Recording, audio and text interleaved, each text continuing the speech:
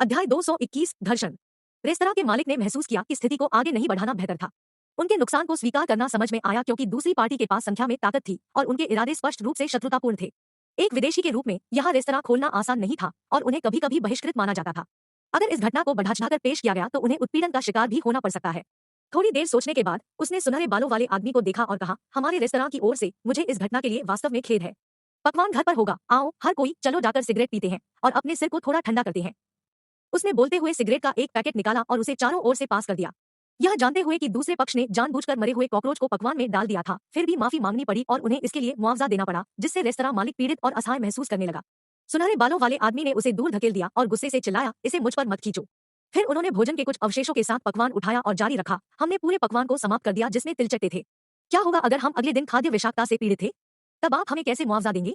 आप अभी भी हमसे बिल का भुगतान करने की उम्मीद करते हैं? क्या आपके दिमाग में ऐंठन हो रही है ना? चिल्लाने के बाद उसने गुस्से में थाली को जमीन पर पटक दिया। टूट प्लेट को टुकड़ों में तोड़ दिया गया था और भोजन के अवशेष भी चारों ओर बिखरे हुए थे। रेस्तरां मालिक के चेहरे पर खौफ के भाव थे। उसे अब एहसास हुआ कि वे सिर्फ एक मुफ्त भोजन से ज्यादा चाहते थे, वे उससे पैसे निकालने का भी इरादा रखते थे। वांग योंगजिया ने उस समय हस्तक्षेप किया, मैंने इसे स्पष्ट रूप से अभी यहाँ से देखा है। भोजन समाप्त करने के बाद कॉकरोच को स्पष्ट रूप से रखा गया था। इस तथ्य को एक तरफ रखते हुए कि आप मुफ्त भोजन प्राप्त करना चाहते हैं, आप अभी भी चाहते हैं कि रेस्तरां मालिक आपको मुआवजा दे? क्या आप अबेकस के साथ अपनी इच्छाओं की गणना करने की कोशिश कर रहे हैं? एक सुनहरे बालों वाले आदमी ने घुसपैठ पर प्रतिक्रिया दी और गुस्से में कहा, और आप कौन हैं? क्या आप जीने से थक गए हैं? यह तुम्हारी चिंता नहीं है, जल्दी करो और स्क्रैम करो, अन्यथा मैं तुम्हें मार डालूंगा। मुझे मार डालो? ब्रैट, क्या आप इसके बारे में निश्चित हैं? पब फ्यूचर द्वारा विज्ञापन। वांग योंगजिया ने एक मुस्कान को मजबूर किया और अपना पुलिस बैज निकाला। बैज देखकर गैंगस्टरों पर चेहरे बदल गए। रेस्तरां के मालिक ने कुछ आत्मविश्वास हासिल किया। एक बाहरी व्यक्ति इनके साथ बहस नहीं कर सकता था, लेकिन आसपास एक पुलिस अधिकारी होने से स्वाभाविक रूप से दुनिया में सब कुछ बदल जाएगा। इससे उनका आत्मविश्वास बढ़ा। हाँ, मैं देख रहा हूँ कि तुम एक पुलिस अधिकारी हो। अपमान के लिए माफी चाहता हूँ, लेकिन आप अभी ड्यूटी से दूर हैं, इसलिए जल्दी से उस पुलिस बैज को हटा दे। इसे बाहर मत निकालो, यह शर्मनाक है, सुनहरे बालों वाले आदमी ने कहा। वह पहले थोड़ा हैरान था, लेकिन आत्मविश्वास से लौट आया क्योंकि वह केवल एक पुलिस अधिकारी से डरा हुआ नहीं था। एक पुलिस अधिकारी होने के बारे में इतना आश्चर्यजनक क्या है? वर्दी उतारने के बाद आप भी हमारे जैसे ही हैं। पीठ ने कहा, पुलिस अधिकारी, खुद को न्यायाधीश की स्थिति में मत डालिए। लोग केवल यही सोचेंगे कि आप मूर्ख हैं। यह सही है, आप काम के बाद के समय का आनंद क्यों नहीं लेते हैं? इसके बजाय आप यहाँ आते हैं, खड़े होते हैं और अपने स्वयं के व्यवसाय पर ध्यान देने से इनकार करते हैं, यहाँ तक कि अपने पुलिस बैज को दिखाने के लिए। आप किसे डराने की कोशिश कर रहे हैं? ये 7 या 8 पुरुष सभी सुनहरे बालों वाले आदमी के साथ एक समूह में थे और जब वांग योंगजिया ने खुद को एक पुलिस अधिकारी के रूप में पहचाना तो उन्होंने कोई डर नहीं दिखाया। उन्होंने उसे घूरकर देखा और उसके बैज का मजाक बनाने का फैसला किया। वांग योंगजिया ग्वांगमिंग जिले की स्थिति को बहुत अच्छी तरह से जानते थे। वह जानता था कि ये गैंगस्टर ड्रैगन गैंग से जुड़े थे और इसलिए उन्होंने एक पुलिस अधिकारी की उपस्थिति में भी परवाह किए बिना दुस्साहसिक कार्य करने की हिम्मत की। सुनहरे बालों वाले आदमी ने यह भी घोषणा की थी कि अंडरवर्ल्ड के नियम आधी रात के बाद प्रभावी हो गए थे और उनके दिल नहीं डगमगाएंगे। वांग योंगजिया ने अपना सिर हिलाया और चेतावनी के संकेत के साथ कहा, मैं आपको सलाह देता हूं कि परेशानी न करें और बिल के लिए ठीक से भुगतान करें, नहीं तो मैं आप सभी को गिरफ्तार करके पुलिस स्टेशन ले जाऊंगा। सुनहरे बालों वाले आदमी ने उसे एक गूढ़ मुस्कान दी, अधिकारी, मस्तिष्क होना एक अच्छी बात है, इसलिए मुझे आशा है कि आपके पास यह है। क्या आपने इस डिश में मरा हुआ कॉकरोच नहीं देखा? उपभोक्ताओं के रूप में अगर हमें अपने पकवान में एक मृत तिलचट्टे मिलते हैं तो क्या हम मुआवजे के लिए कुछ अधिकारों के हकदार नहीं हैं? उन्होंने कहा, हम सभी अपनी अंतरात्मा की आवाज में जानते हैं कि वास्तविक स्थिति क्या है। अगर यह वास्तव में रेस्तरां की गलती है तो मैं निश्चित रूप से आपके पक्ष में खड़ा रहूंगा। हालांकि आप भोजन करने के बाद गंदगी फैलाने की कोशिश कर रहे हैं और आप अब रेस्तरां के मालिक को भी ब्लैकमेल कर रहे हैं। ठीक है, मैं आपके अपराधों में एक और आरोप जोड़ूंगा, एक पुलिस अधिकारी का अपमान करना। वांग योंगजिया ने कहा। फिर कहने के लिए और कुछ नहीं है, सुनहरे बालों वाले आदमी ने अपने हाथों को तैयार करते हुए कहा। उसी समय अन्य 7 से 8 लोग एक खाली मेज की ओर चले गए और मेज पर पड़ी बियर की बोतलों को उठाना शुरू कर दिया और मल की मजबूती की जांच करने लगे। हर कोई, यह हमारे रेस्तरां की जिम्मेदारी है। इसके बारे में क्या, चलो बिल के बारे में भूल जाते हैं। चलो इसे दोस्त बनाने के लिए भोजन के रूप में लेते हैं। आपको क्या लगता है भाइयों? यह देखकर कि ये लोग लड़ने वाले थे, रेस्तरां मालिक स्थिति को शांत करने के लिए जल्दी से बाहर निकल गया। उन्हें डर था कि उनका रेस्तरां नष्ट हो जाएगा और यहाँ तक कि अगर यह नहीं था तो यह निश्चित रूप से उन खाने वालों को डरा देगा जो अभी भी खा रहे थे। लाभ और हानि को ध्यान में रखते हुए वह स्वेच्छा से इस बार भोजन के लिए भुगतान एकत्र करना छोड़ देगा। पब फ्यूचर द्वारा विज्ञापन। सुनहरे बालों वाले आदमी ने रेस्तरां के मालिक को मोटे तौर पर एक तरफ धकेल दिया और उसे डांटना शुरू कर दिया, अपनी माँ के दोस्तों के साथ दोस्ती करो। आपके पकवान में एक तिलचट्टा है और आप अभी भी उम्मीद करते हैं कि मैं इस भोजन के लिए भुगतान करूं? मैं आपको यह बता दूं कि अगर आप हमें हुए मानसिक नुकसान के लिए कम से कम 700 से 800 रुपए का भुगतान नहीं करते हैं तो हम इसे आराम नहीं करने देंगे। यह मत सोचो कि आप सिर्फ इसलिए बड़ा काम कर रहे हैं क्योंकि आपके पक्ष में एक पुलिस अधिकारी है। वह अब आपकी रक्षा कर सकता है, लेकिन क्या वह हमेशा के लिए आपकी रक्षा कर सकता है? और तो और, क्या यह कचरा पुलिस अधिकारी अब आपकी रक्षा भी कर सकता है? तुमने क्या कहा? वांग योंगजिया ने कहा। वह गुस्से में था और उसका चेहरा गुस्से से काला हो गया। हाँ, तुम गुस्से में हो। मैं देख रहा हूँ कि तुम में कुछ खून की लालसा है। सुनहरे बालों वाला आदमी खुशभाग्यशाली रवैये के साथ हंसा, फिर सीधे वांग योंगजिया की ओर इशारा करते हुए उसने कहा, मैंने कहा कि आप कचरा है, तो क्या खुश नहीं है? यदि आप खुश नहीं हैं, तो मेरे लिए आओ। वांग योंगजिया ने अपनी भौहों को जमकर हिलाया, सुनहरे बालों वाले आदमी के हाथ को एक तरफ थप्पड़ मारा और उसे छाती पर एक कुचल लाद दी। ड्रग प्रवर्तन टास्क फोर्स के कप्तान के रूप में वह अच्छी तरह से प्रशिक्षित थे और निश्चित रूप से कौशल का एक सेट रखते थे। लात ने सुनहरे बालों वाले आदमी को सीधे जमीन पर भेज दिया। वह दीवार से टकरा गया, जिससे उसे तुरंत मौके पर खून बहने लगा। सुनहरे बालों वाले आदमी ने अपने माथे से मुट्ठी भर खून पोंछा, फिर वह अपने साथियों पर चिल्लाया, ओह जाओ, उसे ले जाओ।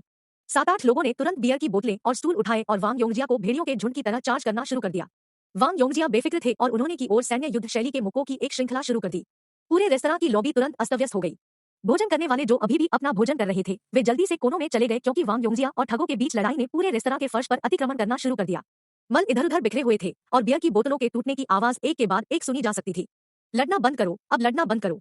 रेस्तरां मालिक को रोने का मन हुआ, लेकिन कोई आंसू नहीं थे, केवल झगड़े को रोकने के लिए उसकी हताश चीखें थी। अगर लड़ाई जारी रही तो उसका रेस्तरां पूरी तरह से नष्ट हो जाएगा।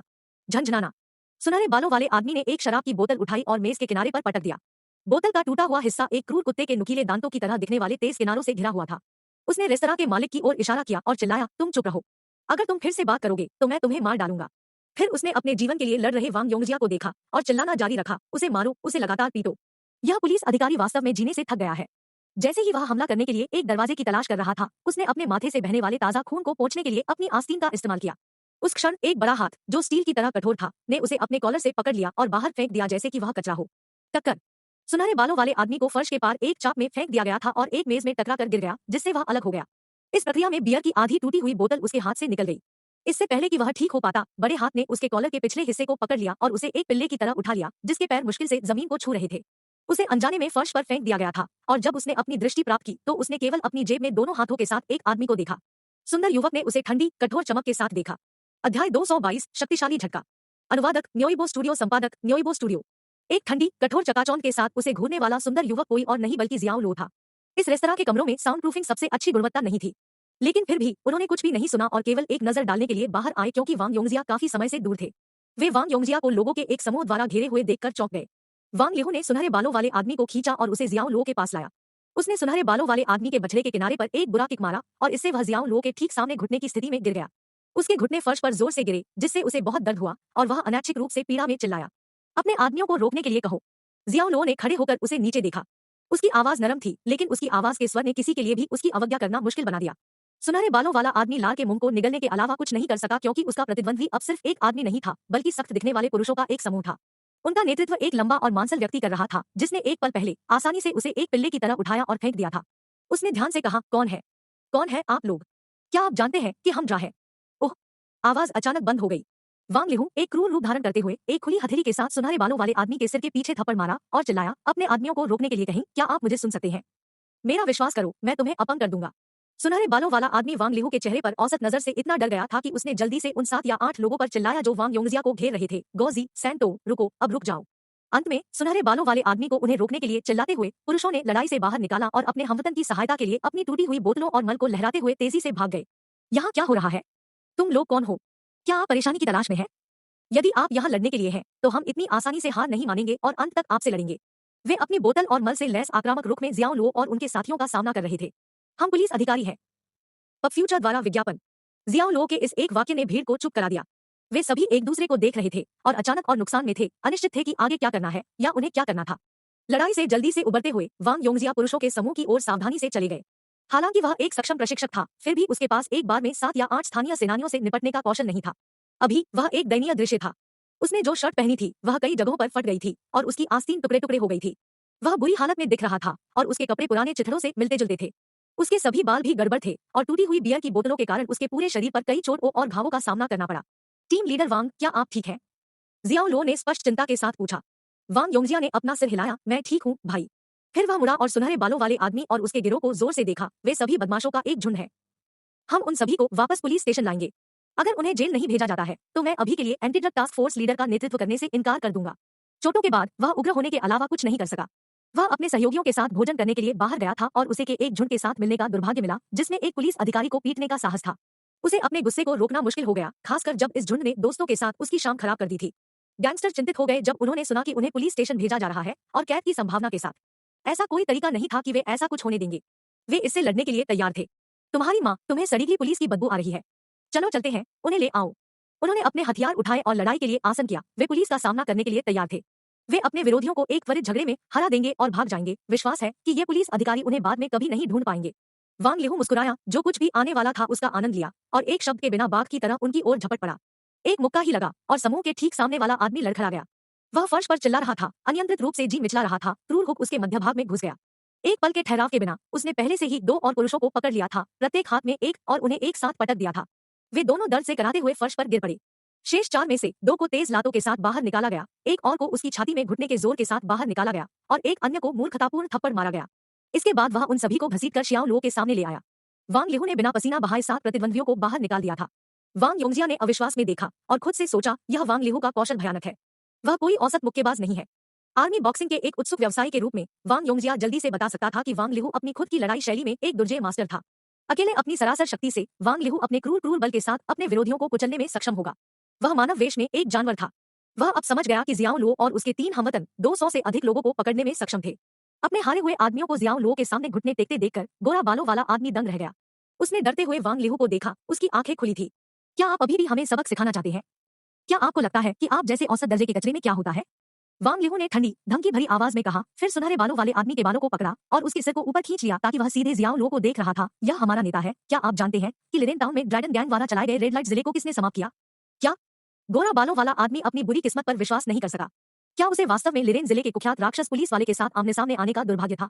सुनहरे बालों वाला आदमी अपने पूरे शरीर में डर की भारी भावना महसूस कर सकता था। उसने जियाओ लुओ की ओर इशारा किया और असंगत रूप से बुदबुदाया, वाह, शियाओ लुओ, जियो, ऑफिसर जियाओ, पब फ्यूचर द्वारा विज्ञापन। हाँ, ऐसा लगता है कि आप अभी भी ठीक से देख सकते हैं। वांग लिहू ने फिर अपने दृढ़ हाथों में सुनहरे बालों का एक टुकड़ा पकड़ा। उसने जबरदस्ती अपने सिर को वांग योंगजिया का सामना करने के लिए झुकाया। क्या आप जानते हैं कि वह अब कौन है? सुनहरे बालों वाले आदमी ने डर से हिलते हुए अपना सिर हिलाया। अन्य पुरुष भी उतने ही भयभीत थे। उनकी आंखें शुद्ध पीड़ा से भर गई जब उन्हें एहसास हुआ कि उनके सामने खड़ा आदमी जियाओ लुओ था। जियांगचेंग की ब्लैक फोर्स के रूप में जियाओ लुओ की अपने कठोर तरीकों के लिए एक प्रसिद्ध प्रतिष्ठा थी। यहाँ तक कि एक महत्वहीन ने भी निश्चित रूप से इस नाम के बारे में सुना होगा। यह कहा जाता था कि वह क्रूर था, यहाँ तक कि गुप्त समाज से भी बदतर। उसने डिपार्टमेंटल स्टोर में अपने पैरों में 2 गोलियां मारकर किसी को अपंग कर दिया था और हुआलोंग कमर्शियल स्ट्रीट पर 4 पुलिस अधिकारियों की उनकी छोटी सी टीम ने 200 लोगों को मार डाला था। उनके जैसे किसी व्यक्ति ने गैंगस्टरों के दिलों में डर पैदा कर दिया क्योंकि वह नियमों से काम नहीं करते थे। अगर वह कहता कि वह किसी को अपंग बना देगा तो वह ठीक यही करेगा। इस प्रकार मोनिकर, राक्षसी पुलिस, वह हमारे नेता के वरिष्ठ अधिकारी हैं। आप हमारे बॉस के वरिष्ठ को हराने की हिम्मत करते हैं। क्या तुम मूर्ख हो जो मौत को गले लगा रहे हो? वांग लिहू ने धीरे से कहा। अपने जीवन के लिए डरते हुए गोरा बालों वाला आदमी जियाओ लुओ की ओर गिरा और बार बार चिल्लाया, अधिकारी जियाओ, हमारे पास आंखें हैं लेकिन अंधे हैं। कृपया हमारी अज्ञानता को क्षमा करें। अगर हमें पता होता कि वह आपका श्रेष्ठ है तो हम उसे कभी नाराज नहीं करते, चाहे जो भी हो। मैं आपसे भीख मांगता हूँ, बस हमें छोड़ दे जैसे कि हम एक तमाशा के अलावा कुछ भी नहीं है। दूसरों ने जल्दी से इसका अनुसरण किया और सम्मानपूर्वक झुककर अपने जीवन के लिए भीख मांगी। किसी को भी जियाओ लुओ को चुनौती देने का साहस नहीं मिला। उनकी लड़ाई की भावना ने उन्हें पूरी तरह से छोड़ दिया था। रेस्तरां के मालिक और खाने वाले हैरान रह गए। गैंगस्टरों के स्वर्ग के रूप में ग्वांगमिंग जिले की प्रतिष्ठा किसी के लिए कोई रहस्य नहीं थी और ठग खुलेआम घूमते थे और बेखौफ होकर हिंसा और अपराध की वारदातों को अंजाम देते थे। उन्हें पुलिस का कोई डर नहीं था। पिछले कुछ वर्षों में उन्होंने पुलिस अधिकारियों को स्थानीय गैंगस्टरों के सामने झुकते हुए देखा था, लेकिन अब इस अहंकारी गैंगस्टर को एक पुलिस अधिकारी के सामने रहम की भीख मांगते हुए देखने के लिए उन्होंने कभी नहीं सोचा था कि ऐसा कभी हो सकता है। तुमने परेशानी क्यों पैदा की? जियाओ लुओ ने धीरे से पूछा। सुनहरे बालों वाला आदमी झूठ बोलने से बेहतर जानता था और तुरंत सच्चाई को समझाया। उन्होंने बिना भुगतान किए जाने की योजना बनाई थी और यह जानकर कि रेस्तरां का मालिक एक विदेशी था, उन्होंने मुआवजा पाने के लिए पकवान में एक तिलचट्टा भी डाल दिया। वे जानते थे कि परेशानी से बचने के लिए वह चुप रहने के लिए बाध्य था। मुफ्त भोजन और ब्लैकमेल के माध्यम से पैसे वसूलना, यह एक महान योजना की तरह लग रहा था। ये क्यों अपने हैंडफोन का उपयोग करे और अपने आईडी कार्ड की तस्वीरें ले, सुनिश्चित करे कि उनके चेहरे स्पष्ट रूप से देखे जा सकते हैं, जियाओ लुओ ने कहा। समझ गया। ये क्यों आगे बढ़े और कांपते हुए पुरुषों के पूर्ण सहयोग के साथ निर्देशों का पालन किया जो अभी भी अपने घुटनों पर थे। टीम लीडर वांग, मेरा मानना है कि हमें उन्हें वापस लाने की कोई आवश्यकता नहीं है। सबसे अधिक हम उन्हें 15 दिनों के लिए बंद कर सकते हैं। क्योंकि यह रेस्तरां बुरी तरह से क्षतिग्रस्त हो गया है, क्या मैं प्रस्ताव दे सकता हूं कि हमें उन्हें भुगतान करना चाहिए? जियाओ लुओ ने सुझाव दिया। इस तरह के अपराधों के लिए सजा इन जैसे और गैंगस्टरों को अपने अपराधों को दोहराने से हतोत्साहित नहीं करेगी। हालांकि उन्हें अपनी जेब से भुगतान करना अधिक महत्वपूर्ण निवारक होगा और रेस्तरां मालिक के लिए अधिक फायदेमंद होगा। वांग योंगजिया ने सोचा कि यह समझ में आता है और सहमति में सिर हिलाया। क्रोध निकल चुका था और उसका मन अब स्पष्ट और अधिक समझदार था। जियाओ लुओ पीछे मुड़ा और सुनहरे बालों वाले आदमी की ओर कदम बढ़ाया। मेरे पास पहले से ही आपकी सारी जानकारी है, सुनिश्चित करें कि आप अब परेशानी पैदा नहीं करते हैं, अन्यथा। वह झुका और अपने कान में 4 शब्द फुसफुसाना जारी रखा, मैं तुम्हें मार डालूंगा। राक्षसी पुलिस। सुनहरे बालों वाला आदमी चादर सफेद हो गया और अपने मूत्राशय पर लगभग नियंत्रण खो दिया। ठंडे पसीने में डूबते हुए और अनियंत्रित रूप से हिलते हुए उन्होंने कहा, मैं मुझे यह समझ में आ गया। जियाओ लुओ ने उसे अपने कंधों पर थपथपाया और मुस्कुराया, अच्छा है कि आपको यह मिल गया है। बिल का भुगतान करें और इसके अलावा सुनिश्चित करें कि आप नुकसान के लिए भी भुगतान करते हैं। सब कुछ जो आपने तोड़ा है। हाँ हाँ। जी धन्यवाद धन्यवाद अधिकारी जियाओ। सुनहरे बालों वाला आदमी फूट फूट कर रोने लगा, गहराई से आभारी महसूस कर रहा था, जैसे कि उसे फांसी पर रोक लगा दी गई हो। जियाओ लो मुस्कुराया, आपको आभारी होना चाहिए कि आप ड्रैगन गिरोह से नहीं हैं। वह स्पष्ट रूप से बता सकता था कि वे सड़क के से ज्यादा कुछ नहीं थे और ड्रैगन गैंग के सदस्य नहीं थे। उनके हाथ पर ड्रैगन हेड प्रतीक टैटू नहीं था। अध्याय 223 100 अभिजात वर्ग। अनुवादक न्योइबो स्टूडियो, संपादक न्योइबो स्टूडियो। सुनहरे बालों वाले आदमी और उसके समूह ने अपने घुटनों पर बार बार झुककर शियाओ लो को श्रद्धांजलि दी। दरअसल उनके पास जियाओ लो को रिपोर्ट करने के लिए कुछ था। अधिकारी जियाओ, मेरे पास खबर है कि ड्रैगन गैंग के गैंगस्टरों ने आपसे निपटने के लिए 100 कुलीन लड़ाकों का एक गिरोह इकट्ठा किया है। जियाओ लो का चेहरा निष्क्रिय था, एक आधी मुस्कान के साथ, और उसने लापरवाही से पूछा, ओह क्या ऐसा है? फिर क्या आप यह भी जानते हैं कि वे मुझसे निपटने के लिए कब तैयार होंगे? सुनहरे बालों वाले आदमी ने तब इसके बारे में ध्यान से सोचा और कहा, शायद आज, शायद कल। वैसे भी यह ये 2 से 3 दिन होंगे। मैंने एक दोस्त को यह कहते हुए भी सुना कि हान मियां के बार में उनका एक साथी है। मैंने वास्तव में दुर्घटना से सुना था। वह आगे बढ़ने से पहले रुक गया। अधिकारी जियाओ, आश्वस्त रहें कि हम फिर कभी बुरा काम नहीं करेंगे। हम अच्छे नागरिक बनने का प्रयास करेंगे और अपने समाज और देश के सद्भाव में योगदान देंगे। उसे इतने देशभक्ति के उत्साह के साथ बोलते सुनकर वांग लिहू और बाकी सभी लोग हंसने लगे। हालांकि गु क्यानशुए काफी प्रभावित नहीं थे। वह जियाओ लो के पीछे खड़ी थी, हमेशा की तरह सुरुचिपूर्ण अभिनय कर रही थी, जैसे कि कुछ भी नहीं हुआ था। ठीक है, मैं समझ गया। जियाओ लो ने अपने चेहरे पर एक बड़ी मुस्कान के साथ उसे बेसब्री से हिलाते हुए कहा। सुनहरे बालों वाला आदमी और उसका समूह झुक गया और उसे छोड़ दिया गया। जब वे दरवाजे पर पहुंचे तो वे मुड़े और शियाओ लो को चतुराई से सलाम किया और कहा, अधिकारी जियाओ, आपकी दयालुता के लिए धन्यवाद और आपकी कड़ी मेहनत के लिए धन्यवाद। वांग योंगजिया मुस्कुराया और हंसने की कोशिश नहीं की। उनके अनुभव ने उन्हें बताया कि इन ठगों को एक निर्दयी गिरोह के नेता द्वारा नियंत्रित किया गया था और यह डर था जिसने उन्हें अपनी बोली लगाने के लिए मजबूर किया। लेकिन जियो लो, उसने सोचा और जियाओ लो को सिर से पैर तक देखा। रंग का गोरा, दुबला शरीर के साथ सुंदर और अपने आचरण में कुछ हद तक आरक्षित। वह एक निर्दयी व्यक्ति की तरह नहीं दिखता था, इससे कोई फर्क नहीं पड़ता कि कोई उसे कैसे देखता है। वांग लिहू के विपरीत, जिसने दिखाया कि वह कितना डरावना था जब वह पहले क्रोधित था, एक जानवर, एक रक्षक, साथ ही 100 अभिजात वर्ग। बॉस, ऐसा लगता है कि इस बार ड्रैगन गैंग ने सिर्फ आपसे निपटने के लिए अपने सभी संसाधन खर्च किए हैं, ये क्यों ने थोड़ा चिंतित होते हुए कहा। यह संभव नहीं हो सकता। सुनहरे बालों वाला आदमी बकवास कर रहा होगा। कोई फर्क नहीं पड़ता कि ड्रैगन गैंग कितना शातिर है, वे कभी भी एक पुलिस अधिकारी को मारने की हिम्मत नहीं करेंगे। वांग योंगजिया ने हाथ हिलाते हुए कहा और उन्हें दी गई जानकारी से दृढ़ता से असहमति जताई। उन्होंने कहा, एक पुलिस अधिकारी की हत्या करना एक अपराध है। अगर लांग संकुई इतना बेवकूफ होता तो हमें पहले ही उसके सभी अपराधों के सबूत मिल गए होते। वांग लिहू ने कहा, बॉस शियाओ ने अपने आय स्रोतों को बाधित किया, वह गुस्से में इस तरह के चरम उपाय करने की बहुत संभावना है। अब फ्यूचर द्वारा विज्ञापन। लियू टिगो ने सिर हिलाया और कहा, हाँ, लिरेन टाउन को ऐसे मत देखो जैसे कि ड्रैगन गैंग केवल 3 रेड लाइट जिलों को नियंत्रित करता है। इसके बजाय पैसा बनाने की क्षमता को देखें, यह जबरदस्त है और प्रचुर मात्रा में नए अवसर हैं। अगर यह हमारा था तो लोंग संकुई निश्चित रूप से बहुत उग्र हो जाएगा। इन शब्दों ने वांग योंगजिया को आश्चर्यचकित कर दिया। ड्रैगन गैंग गुआंगमिंग जिले और जियांगचेंग में सबसे बड़ा गुप्त समाज था। उनकी सभी आपराधिक गतिविधियों को जानना असंभव था, या हत्याओं सहित क्या ध्यान नहीं दिया गया था। तो कौन कहता है कि वे एक पुलिस अधिकारी को मारने की हिम्मत नहीं करेंगे? तथ्यों को स्वीकार करते हुए उन्होंने शियाओ लो से अगले कुछ दिनों में सतर्क रहने का आग्रह किया और कहा, अपने मोबाइल फोन को 24 घंटे चालू रखें। एक बार जब आप किसी भी असामान्य स्थिति का सामना करते हैं तो तुरंत आपातकालीन बैकअप के लिए ब्यूरो को सूचित करें। जियाओ लो ने बिना किसी लागलपेट के सिर हिलाया। ठीक है। जियाओ लो, क्या वे बदमाश आपके लिए आ रहे हैं? गु क्यानशुए ने अचानक पूछा, दोनों हैरान और चिंतित। जियाओ लो धीरे से मुस्कुराया और कहा, मुझे ऐसा लगता है तो तुम मेरे साथ आ सकते हो। मैं तुम्हारी रक्षा कर सकता हूँ, गु क्यानशुए ने अपने तरीके से कहा। वांग लिहू और ये क्यू ने जो कुछ कहा था उसका मजाकिया पक्ष देखा और हंस दिया। जियाओ लो की क्षमताओं के साथ उन्हें इस सुंदर चेहरे की सुरक्षा की आवश्यकता क्यों होगी? यह अधिक समझ में आता अगर यह दूसरे तरीके से होता। लियू टिगो भी हंसे, लेकिन फिर 2 बार सूखने लगे। उन्होंने गु क्यानशुए को शूटिंग करते हुए देखा था और उनका कौशल बेजोड़ था, लेकिन जियो लो से यह कहते हुए सुनना थोड़ा अजीब लग रहा था। उन्होंने स्पष्ट रूप से याद किया कि कैसे जियाओ लो ने एक बार प्रशिक्षण शिविर में उनके प्रशिक्षक यान वांग के साथ झगड़ा किया था। केवल एक मुक्के से उन्होंने यान वांग को डरा दिया था, जो जल्दी से पीछे हट गए और मुकाबला समाप्त कर दिया। क्या आप मेरी रक्षा करना चाहते हैं? जियो लो ने कहा। गु क्यानशुए ने दृढ़ता से सिर हिलाया और कहा, हाँ, मैं तुम्हारी रक्षा करूंगा। जियाओ लो ने थोड़ी देर के लिए उसे देखा, फिर उसने धीरे से उसके माथे को थपथपाया। वह मुस्कुराया नहीं, लेकिन बस इतना कहा, यह पृथ्वी एक खतरनाक जगह है, आपको मंगल ग्रह पर वापस जाना चाहिए। उन्होंने अपने बयान का जवाब देने के लिए स्टीफन चाओ की एक फिल्म से एक पंक्ति उधार ली। क्या आप मुझ पर विश्वास नहीं करते? गु क्यानशुए ने भौहें सिकोड़ते हुए कहा। वह स्पष्ट रूप से नाराज था। मैं तुम पर विश्वास करता हूँ, लेकिन क्या तुम्हारी बहन ने तुम्हें मुझसे दूरी बनाए रखने के लिए नहीं कहा? जियो लो ने कहा। गु क्यानशु ने स्पष्ट रूप से कहा, उसने ऐसा कहा था, उसने कहा कि आप एक दानव है, लेकिन मैं, तो तुम्हें उसकी बात सुननी चाहिए, मुझसे दूर रहना चाहिए। जियाओ लो ने कहा और उसकी मुस्कान फिर से दिखाई दी। वह नहीं चाहता था कि यह मासूम बच्ची उसके और ड्रैगन गैंग के बीच के गंदे धंधे में फंसे। गोरा बालों वाले आदमी के साथ समस्या को हल करने के लिए रेस्तरां मालिक जियाओ लो के लिए बहुत आभारी था।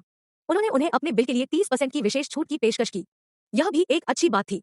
वांग योंगजिया के पास पूर्ण शर्मिंदगी से बचने के लिए अपनी जेब में पर्याप्त था। जैसे ही वे रेस्तरां से बाहर निकले, वांग योंगजिया ने राहत की एक लंबी सांस ली और मुस्कुराते हुए उन्होंने कहा, इस रेस्तरां का मालिक बहुत विनम्र है। अगर हम अगली बार डिनर इकट्ठा करते हैं तो हम यहाँ फिर से आ सकते हैं और उसे कुछ व्यवसाय दे सकते हैं। ओह हाँ, आज रात मेरा इलाज है, लेकिन अगली बार जब हम यहाँ हैं, तो इलाज करने की आपकी बारी है। पब फ्यूचर द्वारा विज्ञापन। उन्होंने पहले ही तय कर लिया था कि उन्हें अगली डिनर सभा के लिए यहाँ आना होगा। फिर उन्होंने एक पूरे भुने हुए मेमने का ऑर्डर देने और जियो लो और गैंगफूड को बिल बनाने की योजना बनाई। नेता वांग, आपको चिंता करने की जरूरत नहीं है। जब तक हमारे बोनस का भुगतान किया जाता है, हम खुशी से एंटी ड्रग टास्क फोर्स के अपने सभी सहयोगियों को एक बड़े भोजन के लिए आमंत्रित करेंगे। वांग लिहू ने अपनी छाती पीटते हुए गर्व से कसम खाई। बहुत अच्छा, मैं आपके शब्दों को सुनकर खुश हूँ वांग लिहू। चलो अब चलते हैं। मैं आपको ग्वांगमिंग जिले में मुख्य ड्रग पुशिंग क्षेत्रों में ले जाऊंगा ताकि आप अपना रास्ता जान सके। वांग योंगजिया उच्च उत्साह में वापस आ गया था और उसने मजाकिया लहजे में सोचा, हाँ, बस तुम इंतजार करो बच्चे, मैं तब तक जरूर खाऊंगा जब तक तुम अगली बार टूट नहीं जाते। जैसे ही वे एक शांत सड़क पर चले, उन्होंने आगे लोगों के एक छोटे समूह को देखा। जैसे ही वे करीब आए, वे चौंक गए जब उन्होंने देखा कि ये सभी लोग काले मास्क पहने हुए थे और अपने हाथों में लंबे चाकू लिए हुए थे। वे जियाओ लो की पार्टी की ओर तेजी से बढ़े और उनके इरादे स्पष्ट थे। यह एक घात था। वे पहले से ही यहाँ हैं। लियू टिगो जियाओ लो की ओर देखते हुए रोया। ये ड्रैगन गैंग के कुलीन लड़ाके हैं? ये क्यूहुई ने पूछा। अनिश्चित है कि क्या यह कुलीन लड़ाके थे जिन्हें उन्हें देखने के लिए कहा गया था। क्या उन्होंने नहीं कहा कि उनमें से 100 थे? केवल 10 ही क्यों है? वांग लिहू ने कहा, क्या उन्होंने केवल 10 को भेजा था? क्या वे यहाँ अपनी मौत का सामना करने के लिए हैं? ड्रैगन गैंग वास्तव में साहसी है। ऐसा लगता है कि मुझे आज कड़ी मेहनत करनी है और उन्हें अपना असली कौशल दिखाना है। एक वरिष्ठ अधिकारी के रूप में वांग योंगजिया न केवल वापस बैठ सकते थे और इसलिए हमलावरों से निपटने के लिए आगे बढ़े। अपने बाईं ओर उन्होंने रास्ते के किनारे एक पोल देखा जिसका उपयोग आमतौर पर एक पेड़ के विकास को सही करने के लिए किया जाता है। उसने उसे उठाया, अपने हाथों में इसके संतुलन के लिए महसूस किया और 10 पुरुषों का सामना करने के लिए मुड़ गया। वह जोर से दहाड़ा, अरे, आप वास्तव में सोचते हैं कि आप जियांगचेंग की सड़कों में केकड़ों की तरह चल सकते हैं? एक, यहाँ की सारी जमीन चीन की लाल मिट्टी की है। हवा और लहरों को उत्तेजित करने से पहले पूछे कि क्या मेरे हाथ में खंभा है कि क्या यह इसकी अनुमति देगा। उसने खंभे को जमीन पर मजबूती से झुकाया, फिर इसे कई बार अपने सामने रखा जिससे उसकी नोक अपने आंतरिक बल से तरकश हो गई। दरअसल इसने उनके इरादे का एक शक्तिशाली दावा भेजा। वांग योंगजिया की चुनौती का तुरंत जवाब देते हुए काले रंग में 10 हत्यारे हमला करने के लिए दौड़ पड़े। वे अंधेरे में प्रेतों की तरह तेजी से आए। उनके पैर तेजी से मौन कदमों से हिल रहे थे, मुश्किल से जमीन को छू रहे थे, एक व्यापक मोर्चे पर आगे बढ़ रहे थे। सभी 10 लाइन में थे। अचानक उनमें से 10 100 बन गए। प्रत्येक व्यक्ति के पीछे 9 और दिखाई दिए जो अब सेनानियों के 10 कॉलम बनाते हैं। 100 काले कपड़े पहने लोग एक साथ उसी गति से आगे बढ़े और भ्रम पैदा किया कि सिर्फ 10 पुरुष एक पंक्ति में आगे बढ़ रहे थे। यह क्या है? क्या वे 1000 हाथ वाले बुद्ध हैं? वांग लिहू ने चौंककर पूछा, उसका चेहरा उदास दिख रहा था। जैसे ही काले कपड़े पहने पुरुष अंदर आए, पीछे से लड़ाके तेजी से आगे बढ़े, जिससे सामने के रैंकों में पुरुषों की एक मोटी दीवार बन गई जो सभी लंबे चाकुओं से लैस थे। हाँ, यह क्या हो रहा है? अचानक अपनी क्षमता खोने के बाद वांग योंगजिया महसूस कर सकता था कि डर उसकी रीढ़ की हड्डी में दौड़ रहा है। एक बेहतर अधिकारी के रूप में उनकी प्रतिष्ठा अचानक इतनी महत्वपूर्ण नहीं लग रही थी। वह तुरंत वांग लिहू के बगल में अपनी लाइन पर वापस चला गया और उनके सामने सशस्त्र लोगों के मेजबान को उत्सुकता से देखा। उन्होंने दृढ़ता से कहा, नहीं, हम ऐसा नहीं कर सकते, हमें तत्काल समर्थन के लिए ब्यूरो को बुलाना होगा। सम्मति देना, इसकी कोई आवश्यकता नहीं है, गु qianshui ने तेजी से कहा। वह समूह के सामने चली गई और अपनी आस्तीन से एक हल्की तलवार निकाली। उसने हल्की तलवार को चतुराई से अपने हाथ में एक सफेद सांप की तरह घुमाया और उसके उत्सुक अच्छी तरह से हॉर्न बजाए ब्लेड से एक उज्जवल तेज आवाज सुनाई दी। शिंग शिंग शिंग। फुटनोट, एक केकड़ों की तरह किनारे चले। हेंगसेंडिएडी इस वाक्य के संदर्भ में कानून को अपने हाथों में लेने वाले क्षेत्र में सक्रिय गैंगस्टरों या माफिया को संदर्भित करता है। अध्याय 224, लड़ाई। अपने हाथ में लंबी संकीर्ण ब्लेड वाली जियान तलवार के साथ गु qianshui ने एक जोरदार और मर्मज्ञ हमला किया।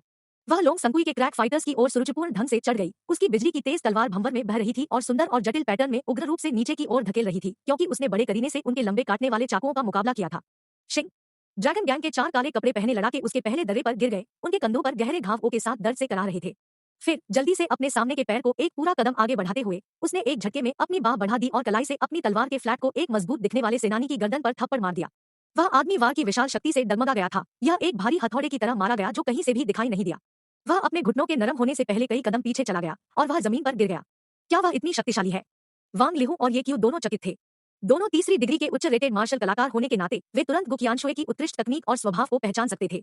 उन्हें उसे नीचा दिखाने के लिए शर्म की पीड़ा महसूस हुई, यह याद करते हुए कि कैसे उन्होंने पहले गु qianshu का मजाक उड़ाया था और उपहास किया था।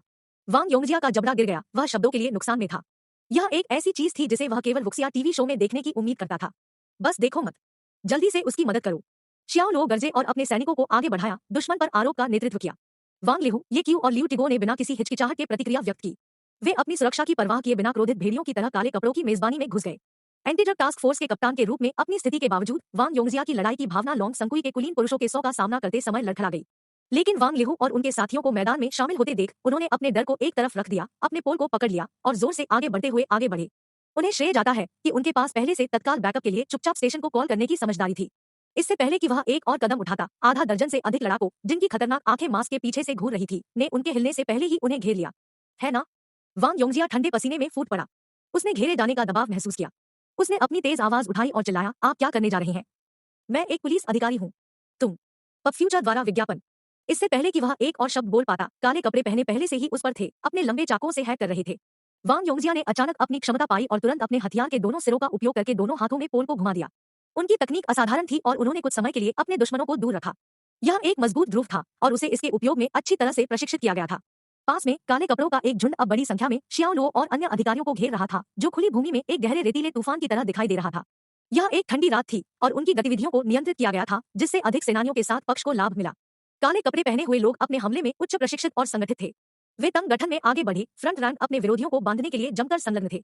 चेतावनी के बिना पुरुष अपनी खदान पर चमकते ब्लेड के साथ हमला करने के लिए पीछे से छलांग लगाते थे।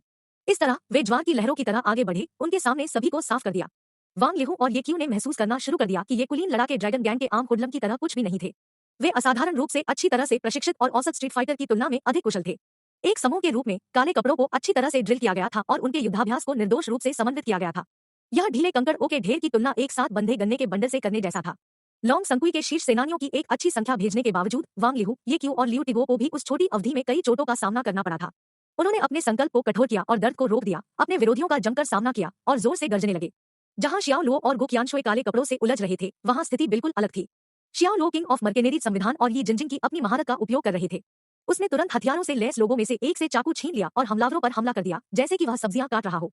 जो लोग उसके रास्ते से नहीं निकल सकते थे, उन्होंने या तो एक अंग खो दिया या उनका सिर काट दिया गया।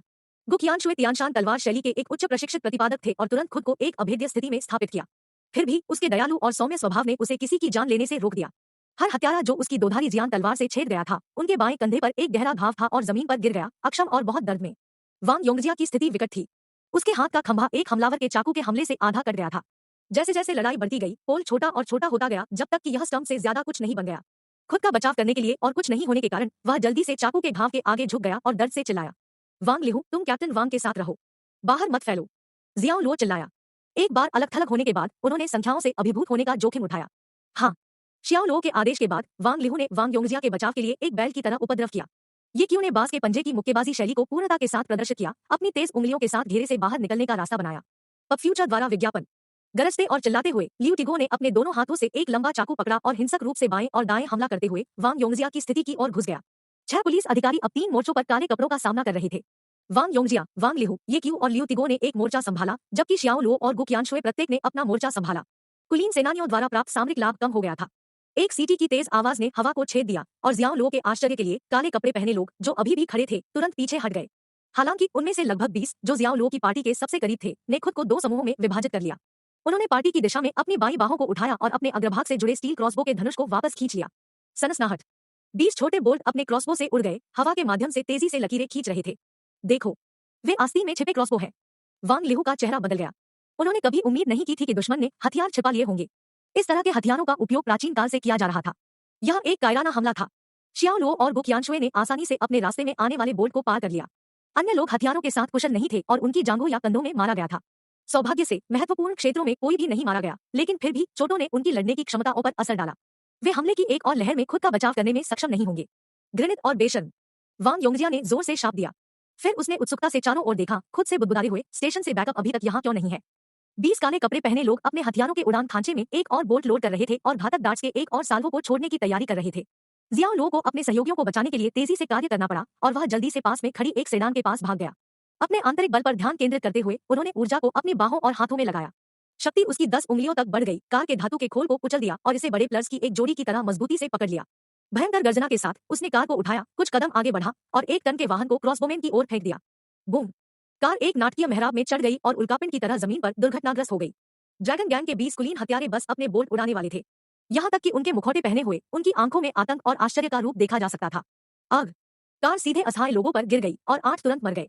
जमीन हिल गई और प्रभाव के विस्फोटक बल ने चट्टानों और वाहन के हिस्से को सभी दिशाओं में फेंक दिया। सेडान अब कबाड़ के ढेर से ज्यादा कुछ नहीं था। वाह! वे उस अविश्वसनीय उपलब्धि पर रो रहे थे जिसे उन्होंने अभी-अभी देखा था। वांग योंगजिया विशेष रूप से पूरी तरह से सदमे और विस्मय में थे। उन्होंने हमेशा वांग लिहु और ये क्यू को शक्तिशाली और साहसी लोगों के रूप में देखा और जियाओ लो एक प्राकृतिक नेता के रूप में लड़ने की कला में कुशल।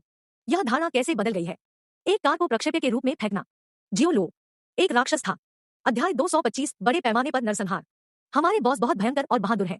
अपनी गंभीर चोटों के बावजूद वांग लिहु ने अपनी प्रशंसा व्यक्त की क्योंकि उन्होंने जियो लो को कार्रवाई में देखा।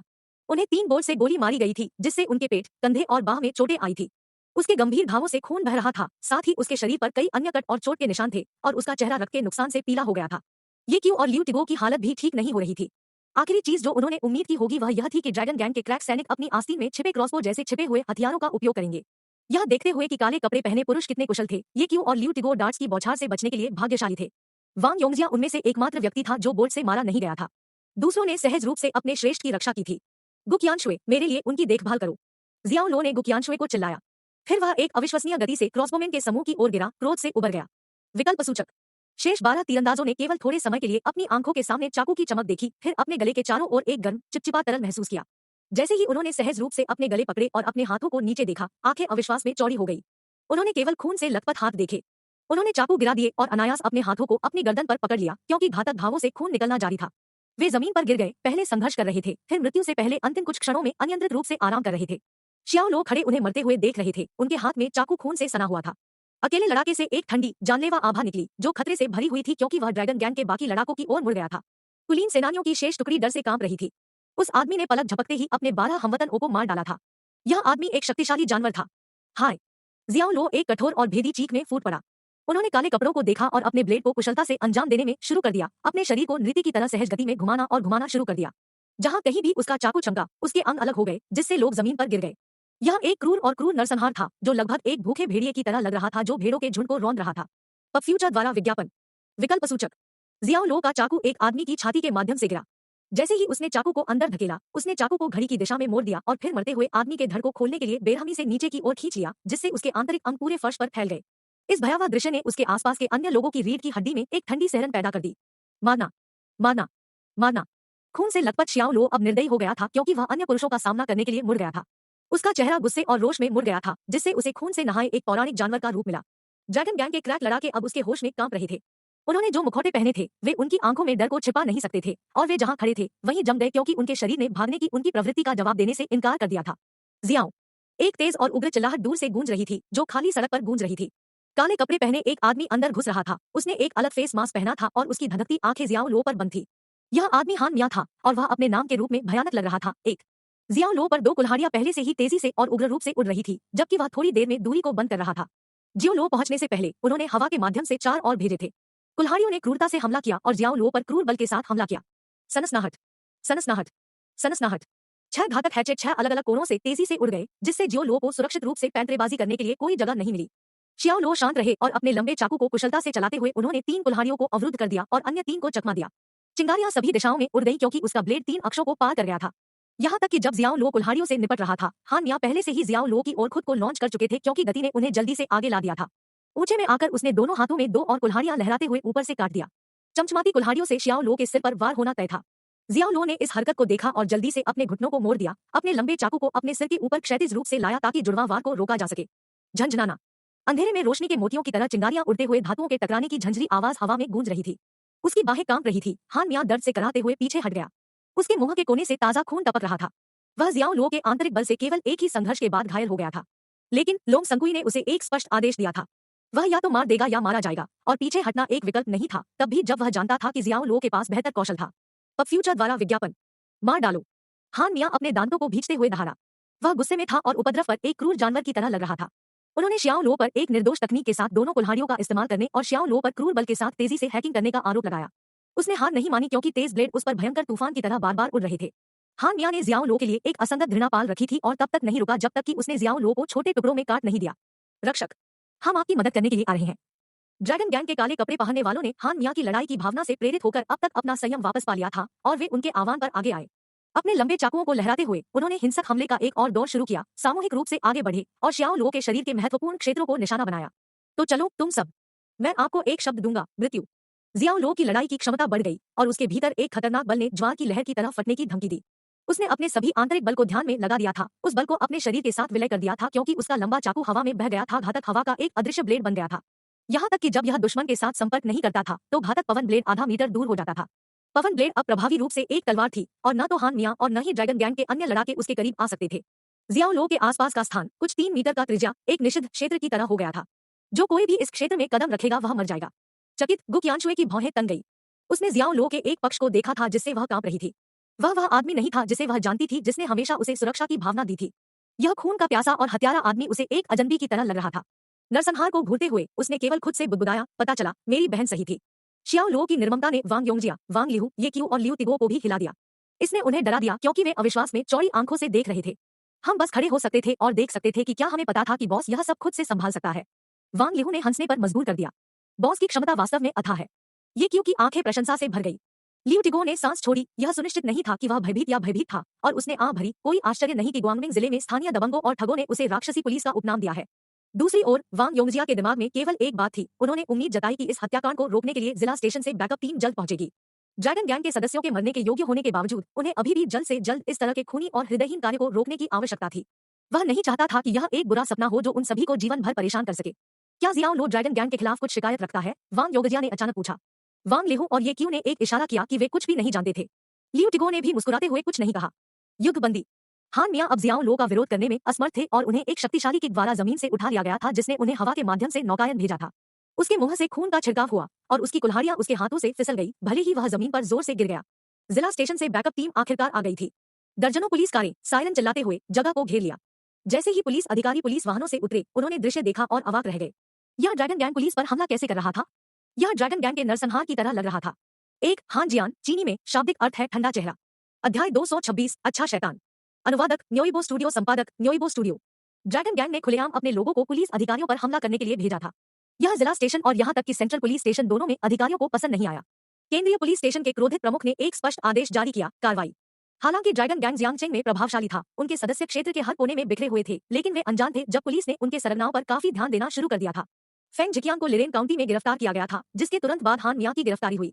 इन सफलताओं ने गिरोह के कई और कोर सदस्यों को राउंड अप करने में बहुत सहायता की। शहर की पुलिस ने अंडरवर्ल्ड की गतिविधियों पर अंकुश लगाने के लिए अपने अभियानों को तेज करना शुरू कर दिया था, जिसके परिणामस्वरूप और भी प्रमुख सदस्यों की गिरफ्तारी हुई।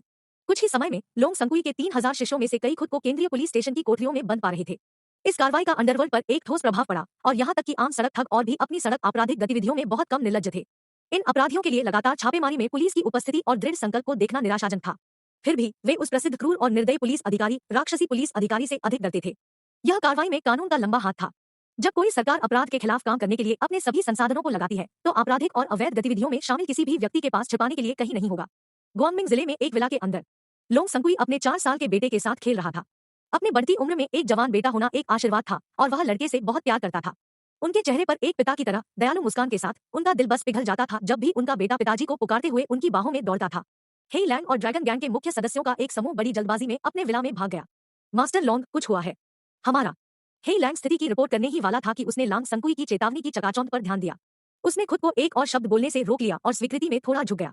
यह एक अलिखित नियम था कि उन्हें मास्टर लॉन्ग के परिवारों के सामने गिरोह के कारोबार के बारे में कभी बात नहीं करनी चाहिए, भले ही मामला कितना भी गंभीर क्यों न हो। मिंगहुई, बच्चे को दूर ले जाओ। लांग संकुई ने पास खड़े एक बुजुर्ग एयू जोड़े को बुलाया। महिला ने सम्मानपूर्वक सिर हिलाया और बच्चे को उठाया। उसने एक कोमल मुस्कान के साथ लड़के से बात की, दौड़ो, अपने पिता और चाचा को अलविदा कहो। अलविदा पिताजी। अलविदा अंकल। पब फ्यूचर द्वारा विज्ञापन। लड़के ने अपना छोटा हाथ हिलाया, अपनी प्यारी छोटी आवाज के साथ आगंतुकों का अभिवादन किया। किसी कारण से लड़के की उज्जवल और हंसमुख मुस्कान ने उनके बचपन के दिनों की यादें वापस ला दी, और गिरोह के सदस्यों ने मुस्कान वापस कर दी। उन्होंने उस समय की सादगी को याद किया, एक ऐसा समय जो परेशानी और लड़ाई के बिना था। लोंग संकुई के चेहरे की मुस्कान उसके बेटे के कमरे से बाहर निकलते ही गायब हो गई, और चालाक बूढ़ी लोमड़ी का परिचित रूप फिर से प्रकट हुआ। वह ड्रैगन के सिर वाले बेंच पर झुका और अपने नौकर द्वारा उसे सौंपी गई 2 बड़ी बाउडिंग गेंदों को ले लिया। फिर एक पुरानी पुरानी लकड़ी की कुर्सी में बैठ गया, जिसे गिरोह के 2 सदस्यों ने जल्दबाजी में ले लिया। एक उदास चेहरे के साथ वह अपने सामने इकट्ठे हुए अपने अनुयायियों को जोर से देख रहा था। उन्हें हान मियां के हाल ही में पकड़े जाने की खबर थी, और उन्हें पता था कि जियांगचेंग में पूरा पुलिस बल लामबंद हो गया था और उनके व्यवसायों और मुख्य लोगों पर नकेल कस रहा था। उन्होंने अपने हाथों से जो अंडरवर्ल्ड साम्राज्य खड़ा किया था, वह अब थोड़ा थोड़ा टूटकर बिखर रहा था। कुछ भी उसके क्रोध को दूर नहीं कर सकता था, और वह अपने नंगे हाथों से जियाओ लो को टुकड़ों में फाड़ने के लिए मर रहा था। यह आदमी उनकी सभी परेशानियों का एकमात्र कारण था। ओह, क्या आपको उस युवा माँ की पृष्ठभूमि का पता चला? लोंग संकुई को रचित रहना मुश्किल हो रहा था, लेकिन संगठन के प्रमुख के रूप में उन्हें नियंत्रण में एक आदमी के आत्मविश्वास को प्रोजेक्ट करना था। ड्रैगन गैंग को कोई मौका नहीं मिलेगा अगर वह भी इस तरह के समय में अपना संयम खो देता है। हाँ, मुझे मिल गया है। हेई लैंग आगे बढ़े और अपने ब्रीफकेस से कागज का एक टुकड़ा निकाला और इसे जोर से पढ़ा। जियाओ लो शी प्रांत में गुशान नामक एक दूरस्थ छोटे शहर से है। उनके माता पिता जीवित और स्वस्थ है। उनकी एक बहन है जो पीपल्स अस्पताल में नर्स है। किसी को उसके माता पिता को मारने के लिए भेजे। लोंग संकुई ने आकस्मिक रूप से आदेश दिया। हेई लैंग ने सिर हिलाया और पूछा, उसकी बहन के बारे में क्या? क्या आपको पूछने की जरूरत है? बेशक, आप जाएंगे और उसे मेरे लिए पकड़ लेंगे। मैं देखना चाहती हूँ कि यह युवा माँ मेरे साथ कैसे लड़ने जा रही है। लोंग संकुई ने क्रूरता से कहा। हाँ। हेई लैंड ने अपने सिर के हल्के से धनुष के साथ जवाब दिया। वांग लिहू, ये क्यू और लियू टिगो ने खुद को अस्पताल में भर्ती पाया। वांग लिहू को सबसे गंभीर चोटें आई थी। 3 बोल्ट उसके शरीर में गहराई तक जमा हो गए थे और गंभीर ऊतक और मांसपेशियों को नुकसान पहुंचा था। उपचार प्राप्त करने के बाद लियू टिगो को केवल आराम करने और ठीक होने की आवश्यकता थी, क्योंकि उन्हें लगी चोटें मुख्य रूप से उनके टेंडन और हड्डियों में थी। अस्पताल ने हॉलवे में आगंतुकों के लिए एक देखने का क्षेत्र स्थापित किया था। रात हो चुकी थी, क्योंकि जियाओ लो खड़े डॉक्टरों और नर्सों को नीचे की ओर भागते हुए देख रहे थे। गु क्यानशुए उसके बगल में था। वह अपनी पुलिस की वर्दी में नहीं थी, बल्कि एक बेदाग सफेद पोशाक पहने हुए थी, जो उसकी प्राकृतिक सुंदरता को बढ़ा रही थी। उसने अपनी उज्जवल चमकदार आंखों के साथ जियाओ लो को देखा। उसके सुंदर चेहरे पर कोई भावनाएं नहीं दिखाई दी, क्योंकि वह कुछ उत्तरों की तलाश कर रही थी। एक युवा लड़की उच्च उम्मीदों और सपनों के साथ जियांगचेंग आई थी।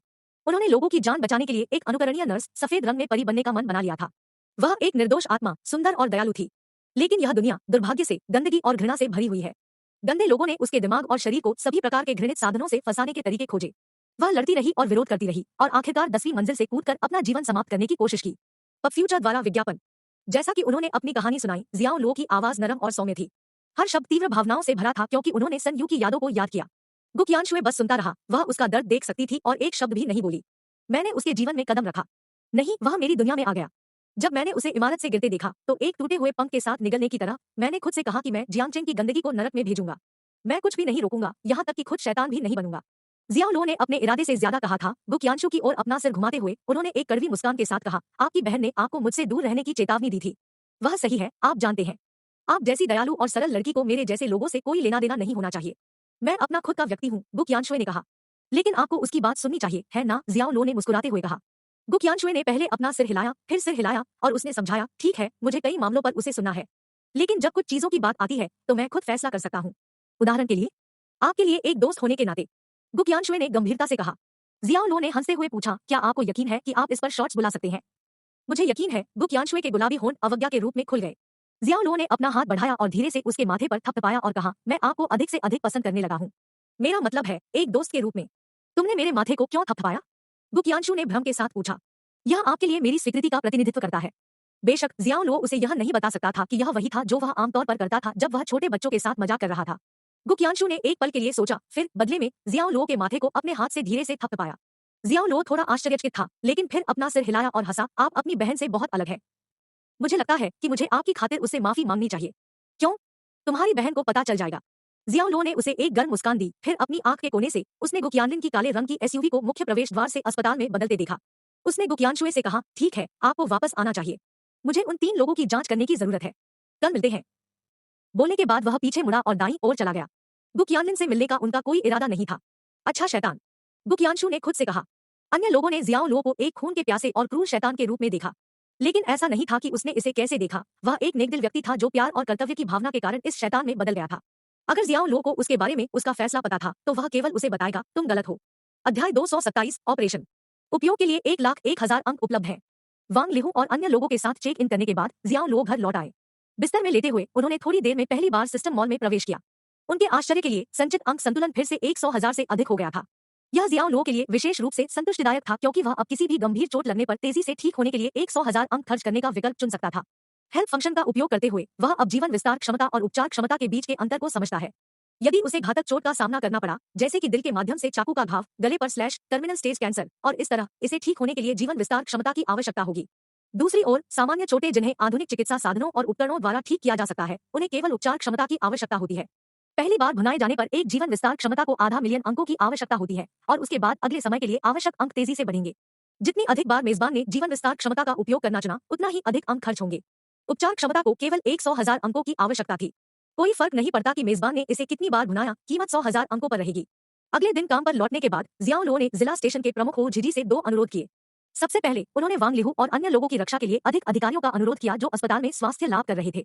इसके अलावा वह चाहता था कि शी प्रांत के गुशान काउंटी की स्थानीय पुलिस उसके माता-पिता और दादा-दादी के लिए 24/7 सुरक्षा विवरण प्रदान करे जो वहां रहते थे।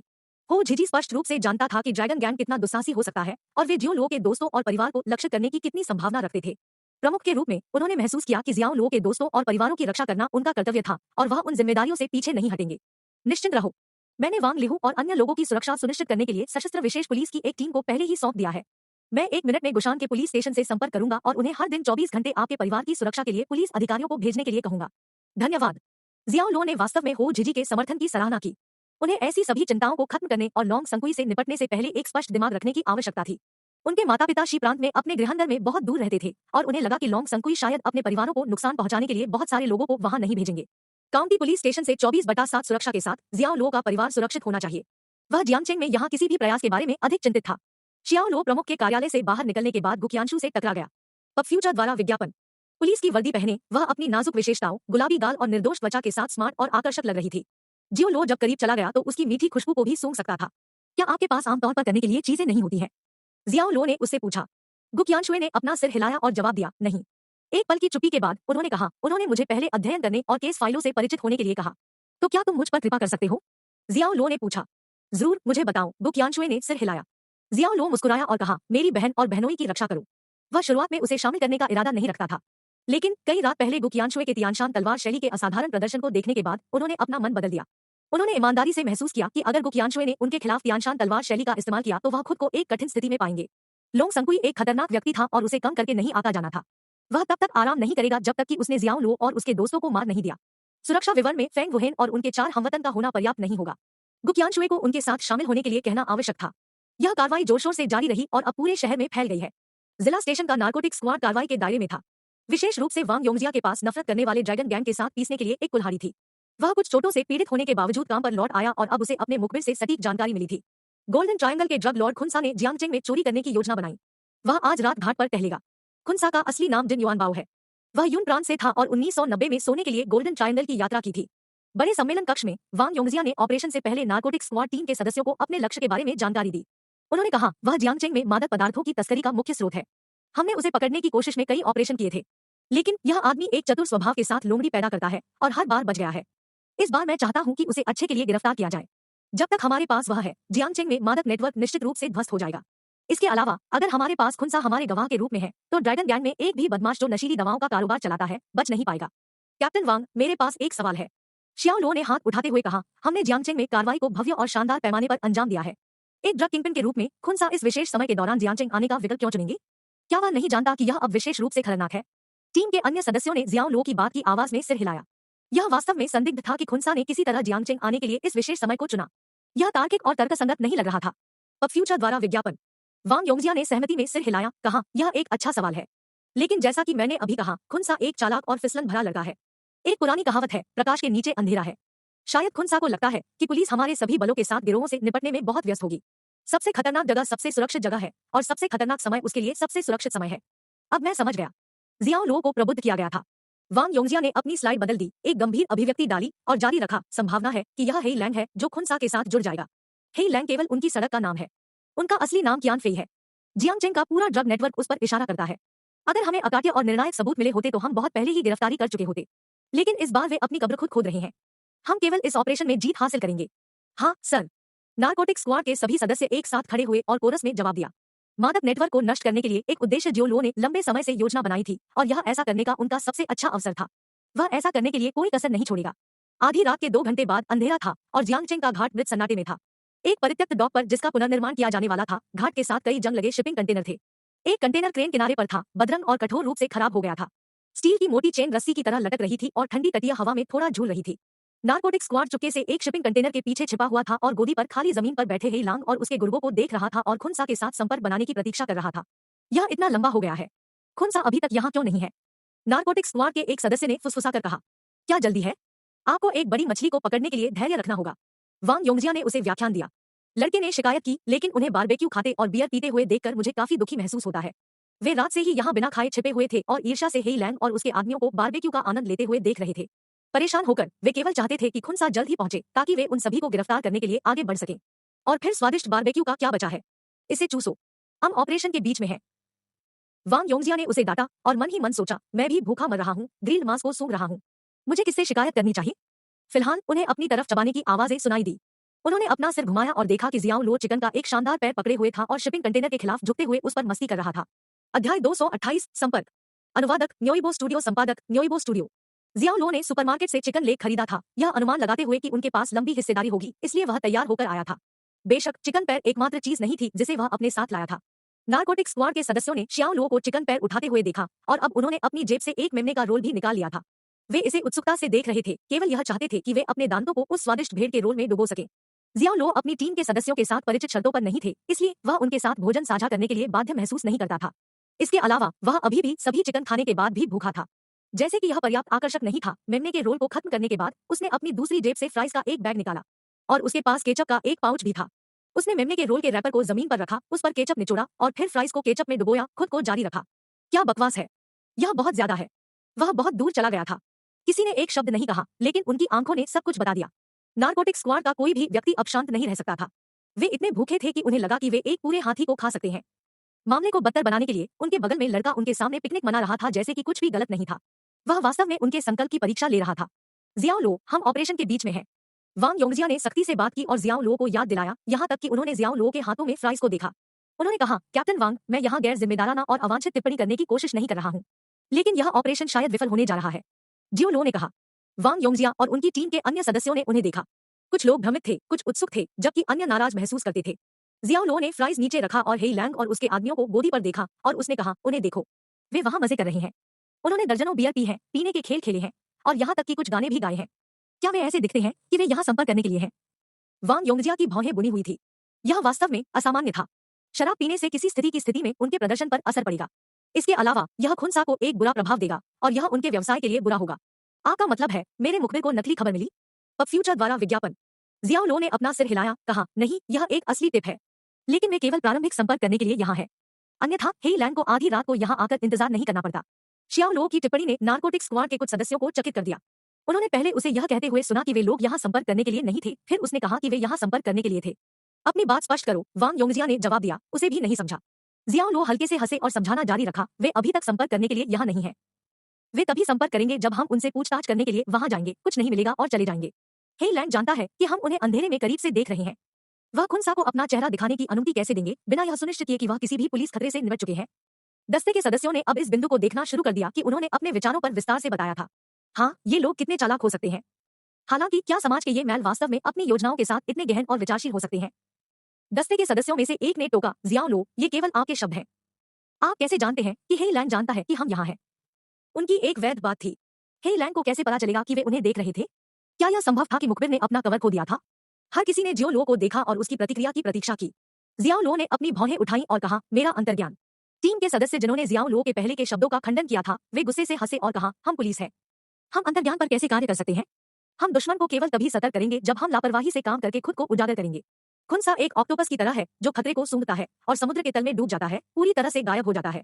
वांग योंगजिया ने सिर हिलाया, फिर अपना हाथ हिलाया और कहा, ठीक है, शांत हो जाओ, आइए उनसे संपर्क करने का इंतजार करें। जियाओ लो मुस्कुराया, अपना सिर हिलाया और कुछ नहीं कहा। वह परेशान किए बिना फ्राइज खाने के लिए वापस चला गया। 1 घंटा बीत गया, 2 घंटे बीत गए, 3 घंटे बीत गए। सुबह के 5 बज चुके थे। पूर्व में क्षितिज पर आकाश एक भूरे रंग का सफेद हो गया था। सूरज उगने ही वाला था। नारकोटिक स्क्वाड पूरी रात दाव पर लगा रहा। वे नींद में थे, थके हुए थे, भूखे थे और हर तरह से दुखी थे। दूसरी ओर हेई लैंग और उसके आदमियों के पास एक शिविर चल रहा था। हेई लैंग गर्म आग के बगल में लेट गया था और रात 2 बजे से अब तक सोता था। ये बेवकूफ है। क्या वे हमारे साथ खेल रहे हैं? यह वही टीम सदस्य था जिसने घंटों पहले जियो लो की राय का मजाक उड़ाया था। उसका नाम चेंग चुशेंग था और वह नारकोटिक स्क्वाड का एक वरिष्ठ सदस्य था। उनके शब्दों ने तुरंत सभी का ध्यान पहले की चर्चा की ओर आकर्षित किया। उन्होंने सोचा, ऐसा लगता है कि जियाओ लो सही था और चेंग चुशेंग गलत था। पब फ्यूचर द्वारा विज्ञापन।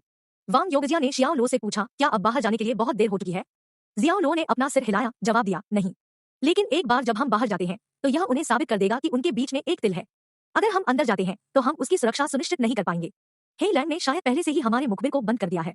आखिरकार उन्हें किसी को मारने में बहुत समय नहीं लगता है। जियाओ लो, आप कैसे सुनिश्चित है कि यह उनकी योजना है? चेंग चुशेंग ने पूछा। जियाओ लो ने ईमानदारी से जवाब दिया, यह आसान है। मैं खुद को हेई लैंग के जूते में रखता हूँ और उसके दृष्टिकोण से होने वाली हर चीज पर विचार करता हूँ। क्या आपने आपराधिक मनोविज्ञान का अध्ययन किया है? बस थोड़ा सा। जियाओ लो चेंग चुशेंग को यह नहीं बता सका कि उसने सिर्फ 100 अंक खर्च किए थे और ऑपरेशन से ठीक पहले आपराधिक मनोविज्ञान का बुनियादी ज्ञान खरीदा था। यह विशेष रूप से प्रभावशाली नहीं था, लेकिन संदिग्धों के दृष्टिकोण से सोचने में उनकी मदद करने के लिए पर्याप्त था। मुझे अब परवाह नहीं है। चलो बाहर निकलते हैं और अपनी सुरक्षा सुनिश्चित करने के लिए अपने मुखबिर को वापस लाते हैं। फिर हम घूमेंगे और वापस चले जाएंगे। वांग योंगजिया के पास काफी था। पूरी रात बाहर निकलने के बाद यहाँ तक कि हल्के स्वभाव वाला एक अधिकारी भी क्रोधी हो जाता था। उनके आदेश के बाद नारकोटिक स्क्वाड के 2 दर्जन सदस्यों को बाहर निकाल दिया गया। वे निराश और गुस्से में थे कि यह ऑपरेशन कैसे हुआ और अब उनको पीटने के लिए उत्सुक थे जो रात भर बियर और बारबेक्यू का आनंद ले रहे थे। फ्रीज, अपने हाथों को अपने सिर पर रखो और बैठ जाओ, जल्दी से। वे गोदी पर बैठे लोगों पर भौंकते थे, उन पर अपने हथियार रखते थे। हेई लैंग जाग गया और आदेश का पालन करते हुए अपने सिर पर हाथ रखकर झुक गया। लेकिन उसके चेहरे पर एक भी डर नहीं था। उन्होंने जियाओ लो की ओर देखा, फिर वांग योंगजिया की ओर देखा और निष्क्रिय रूप से पूछा, अधिकारी वांग, आप क्या चाहते हैं? तुमने मुझसे सवाल पूछने की हिम्मत कैसे की? वांग योंगजिया ने उसे गुस्से में देखा और कहा, हे लैंग, तुम पूरी रात यहाँ क्या कर रहे हो? हे लैंग ने शिविर की आग की ओर इशारा किया और जवाब दिया, अधिकारी वांग, क्या यह स्पष्ट नहीं है? हम बारबेक्यू कर रहे हैं और एक ही समय में समुद्री हवा का आनंद ले रहे हैं। पूरी रात के लिए समुद्री हवा का आनंद ले? वांग योंगजिया ने ठंडी आवाज में पूछा। हे लैंग ने व्यंग्यपूर्वक मुस्कुराते हुए कहा, क्या पूरी रात के लिए समुद्री हवा का आनंद लेना अवैध है? बिल्कुल नहीं। वांग योंगजिया ने अपने जवाब से थोड़ा मूर्ख महसूस करते हुए कहा। फिर वह अपने मुखबिर, एक छोटे आदमी की ओर चलना शुरू कर दिया। जब वह अपने मुखबिर को दूर ले जाने का बहाना खोजने की कोशिश कर रहा था, जियाओ लो आगे बढ़ा और छोटे आदमी को रास्ते से बाहर निकाल दिया। फिर उसने अपना पैर हेई लैंग के कंधे पर रखा और अपना जूता बांधने के लिए आगे झुक गया। यह अहंकार का एक प्रदर्शन था जो बहुत अपमानजनक था और हेई लैंग का गहरा अपमान करता था। जियाओ, अपने गंदे पैर को हिलाओ। हेई लैंग के अधीनस्थों में से एक क्रोधित था। वह खड़ा हो गया और चिल्लाया कि जियाओ लो की ओर इशारा किया। अध्याय 229, एक जंगली जानवर की तरह लड़ना। यह पूरी तरह से हंगामा था। ड्रग एनफोर्समेंट टास्क फोर्स के सदस्यों ने हेई लैंग के गुर्गों पर अपनी बंदूकें तान दी और जोर से चिल्लाते रहे, बैठ जाओ, बैठ जाओ। अपने सिर पर हाथ रखो, क्या तुम हमें सुन रहे हो? बैठ जाओ। टास्क फोर्स के सदस्य शुरू में तब दंग रह गए जब शियाओ लो ने पहले अपने मुखबिर को नीचे गिराया, फिर अपना पैर हेई लैंग के कंधे पर रखा। लेकिन स्थिति को नियंत्रित करने के लिए जल्दी से ठीक हो गए। तनाव बढ़ गया। बुरे लोग कभी भी किसी को अपने नेता हेई लैंग को अपमानित करने की अनुमति नहीं देंगे। उन्हें उकसाया गया और गुस्से से भर दिया गया। मुट्ठी भींचकर उन्होंने जियाओ लो को एक जानलेवा घूरा और स्पष्ट रूप से उसे मारने की इच्छा व्यक्त की। बहुत बढ़िया, बैठ जाओ। हेई लैंग ने शांति से अपने आदमियों को आदेश दिया। हाँ बड़े भाई। हेई लैंग का आदेश सुनकर बुरे लोगों का गिरोह अनिच्छा से बैठ गया। जैसे ही वे नीचे उतरे, वे शियाओ लो पर जोर से चिल्लाते रहे, क्रोध और घृणा से भरे हुए। ले हैंग के कंधे पर अपना पैर रखना हेई लैंग को अपने पैर के बीच रेंगने के लिए मजबूर करने के समान था। यह पूर्ण समर्पण का पर्याय था और अनादर का एक बड़ा संकेत था। इससे शियाओ लो को जरा भी परेशानी नहीं हुई और उन्होंने अपने दाहिने पैर को हेई लैंग के कंधे पर छोड़ना जारी रखा, धीरे धीरे अपने जूते के फीते को बांधने का प्रदर्शन किया। ड्रैगन गैंग रक्षक को कभी भी इस तरह के तिरस्कार के साथ व्यवहार नहीं किया गया था और जियाओ लो के कार्यों ने उसे माप से परे परेशान किया। उसकी मांसपेशियां हिलने लगी और उसके भीतर क्रोध बढ़ने के साथ उसका पूरा शरीर तनावग्रस्त हो गया। एक कोने वाले भेड़िए की तरह वह अपनी आंखों में खंजर के साथ जियाओ लो को घूर रहा था। वह एक खतरनाक आदमी था और इस बिंदु पर उसने अपने अत्याचारी पर हमला करने का मन बना लिया था। ईमानदारी से कहूं तो मुझे आपको इस गुस्से में देखने में मजा आता है और फिर भी इसके बारे में कुछ भी करने में असमर्थ हूं। तो हमेशा याद रखें, मैं पुलिस हूं और आप सभी गैरकानूनी हैं। जब समय आता है तो पुलिस द्वारा अपराधियों का शिकार किया जाना और उन्हें हटाना तय है। क्या मैं स्पष्ट हूं? जियाओ लो मजाक उड़ाते हुए मुस्कुराया। अपने जूते का फीता बांधने के बाद उन्होंने अपना पैर हेई लैंग के कंधे पर रखा और अपने दाहिने घुटने पर हाथ रखते हुए एक विजयी दावेदार की तरह पोज दिया। हेई लैंग ने अपने क्रोध को नियंत्रित किया और चुप रहा, लेकिन वह जियाओ लो पर ठंड से चमक रहा था और उसके मुंह के कोने अनियंत्रित रूप से हिल रहे थे। उन्होंने कहा, हमें खबर मिली कि आप सभी यहाँ गोल्डन ट्रायंगल से ड्रग तस्करों से मिलने आए हैं। बेशक हमें जो जानकारी मिली है वह नकली हो सकती है, लेकिन क्या यह वास्तव में एक संयोग हो सकता है क्योंकि आप सभी यहाँ हैं? जियाओ लो ने अपने द्वारा किए गए निहितार्थ पर व्यंग्यात्मक रूप से हंसा। उन्होंने कहा, ऐसा होता है कि हम बारबेक्यू करना पसंद करते हैं और यहाँ समुद्री हवा का आनंद लेते हैं। तो क्या आप पुलिस हमें इसके लिए गिरफ्तार करने जा रही है? जियाओ लो पर पहले हमला करने की कोशिश करने वाले बुरे लोगों में से एक गुस्से से भरी आंखों से चिल्लाते हुए अपनी बैठने की स्थिति से दहाड़ा। धन्यवाद, आपको चुन लिया गया था। जियाओ लो ने अपनी योजना पर काम करने का अवसर देखकर मन ही मन सोचा। जियाओ लो ने अपने होठों को ऊपर की ओर घुमाया और तुरंत हेई लैंग से अपना पैर हटा दिया। उन्होंने तुरंत वांग योंगजिया से कहा, कैप्टन वांग, कृपया उसे हथकड़ी पहनाएं और उसे वापस पुलिस स्टेशन ले जाएं। वांग योंगजिया को यकीन नहीं था कि क्या हो रहा था, लेकिन वह जियाओ लो की प्रवृत्ति पर भरोसा करने लगा था और साथ खेला था। वह धीरे से खांसते हुए बोला, चेंग चुशेंग, तुम दोनों वहां जाओ और उसे कफ दो। चेंग चुशेंग और टीम के एक अन्य सदस्य ने आदेश का पालन किया। अपनी हथकड़ी निकालते हुए वे बुरे आदमी की ओर चले गए। हालांकि उन्होंने खुद से सवाल किया कि वे ऐसा क्यों कर रहे थे। अब फ्यूचर द्वारा विज्ञापन, क्या हो रहा है? तुम्हें मुझे हथकड़ी लगाने का क्या अधिकार है? बुरा आदमी जोर से चिल्लाया, आक्रामक हो गया। अपने आप से व्यवहार करें या आप देखेंगे कि क्या होता है। चेंग चुशेंग ने धमकी दी। बुरा आदमी जानता था कि गिरफ्तारी का विरोध करना व्यर्थ होगा, इसलिए उसने अनिच्छा से खुद को हथकड़ी लगाने की अनुमति दी। टास्क फोर्स के सदस्यों के पास वास्तविक बंदूकें और गोलियां थी और वह अपनी किस्मत को धक्का देने वाला नहीं था। जियाओ लो ने ऊपर जाकर उसे नीचे देखा, फिर हंसते हुए कहा, समुद्री जल को गंदगी फैलाना और प्रदूषित करना, अगर हम आपको इसके लिए गिरफ्तार करते हैं तो क्या कोई समस्या है? क्या? समुद्री जल को प्रदूषित करना? जियो लो ने जब उन आरोपों का जिक्र किया तो टास्क फोर्स के सभी सदस्य हैरान रह गए, लेकिन किसी ने कुछ नहीं कहा।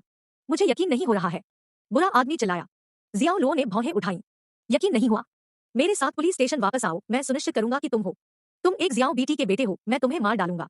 बुरा आदमी गुस्से में था, उसने छलांग लगाई और चार्ज किया, अपने सिर को जियाओ लो के मध्यखंड में जोर से घुसा दिया। जियाओ लो कुछ कदमों के लिए पीछे हट गए, लेकिन उन्होंने अपने चेहरे पर कोई प्रतिक्रिया नहीं दिखाई। इसके बजाय उसने अपनी आंखों में चमक के साथ बुरे आदमी को देखा और कहा, अब एक और कारण है पुलिस पर हमला करना। हेई लैंग चुपचाप विवाद को देख रहा था और उसकी नजर ठंडी हो गई क्योंकि वह बुरे आदमी को जोर से देख रहा था। उसे दूर ले आओ। वांग योंगजिया अब जियाओ लो की योजनाओं के साथ गति करने के लिए तैयार था और उसने जल्दी से चेंग चुशेंग को बुरे आदमी को दूर लाने का आदेश दिया। उनके जाने से पहले जियाओ लो ने हेई लैंग की ओर रुख किया और यह कहा, हेई लैंग, बेहतर है कि आप परेशानी का कारण न बने, मैं हमेशा आपको देखता रहूंगा। जब वे उस बुरे आदमी के साथ जेटी से चले गए तो चेंग चुशिंग, जो योजना के बारे में बहुत अंधेरे में थे, ने पूछा, कैप्टन वांग, क्या हो रहा है? हमने अपने मुखबिर को बाहर क्यों नहीं निकाला? अगर वह वापस रहता है तो वह बड़े खतरे में होगा। वह बहुत सुरक्षित रहेंगे और अंडरकवर के रूप में अपना काम जारी रख सकते हैं। यह वांग योंगजिया नहीं था जिसने चेंग चुशिंग को जवाब दिया, लेकिन जियो लो। पब फ्यूचर द्वारा विज्ञापन। जियाओ लो ने जो कहा वह सही है। वांग योंगजिया ने तब सहमति में बात की। टास्क फोर्स के सदस्यों के अपने संदेह थे। जेटी पर उनकी उपस्थिति ने केवल हेईलैंड को इस तथ्य के प्रति सतर्क करने का काम किया था कि उसके बीच में एक मुखबिर था। उनके मुखबिर को वहां छोड़ना कैसे सुरक्षित होगा? चेंग चुशिंग को वह विश्वास नहीं था जो उनके कप्तान को शियाओ लो पर था। जैसे ही उन्होंने शियाओ लो को अवमानना की दृष्टि से देखा, उन्होंने वांग योंगजिया से अपनी आपत्ति व्यक्त की। जियाओ लो एक अनुभवहीन अधिकारी है और वह सिर्फ कूल्हे से गोली मार रहा है। कैप्टन वांग, आप उनकी धुन पर क्यों खेल रहे हैं? अगर हमारे मुखबिर को कुछ होता है तो हम इस जिम्मेदारी को वहन नहीं कर पाएंगे। चेंग चुशिंग, क्या आप अपने उस गूंगा सिर के साथ नहीं सोच सकते? वांग योंगजिया अब चेंग चुशिंग से बहुत नाराज हो रहा था। जितना अधिक उन्होंने इसके बारे में सोचा, उतना ही वह इस बारे में आश्वस्त थे कि उनकी टीम अपने अधिकांश मिशनों में विफल क्यों रही थी, वे सिर्फ गूंगा थे। यह एक चमत्कार होगा अगर वे कभी किसी भी चीज में सफल हो सकते हैं।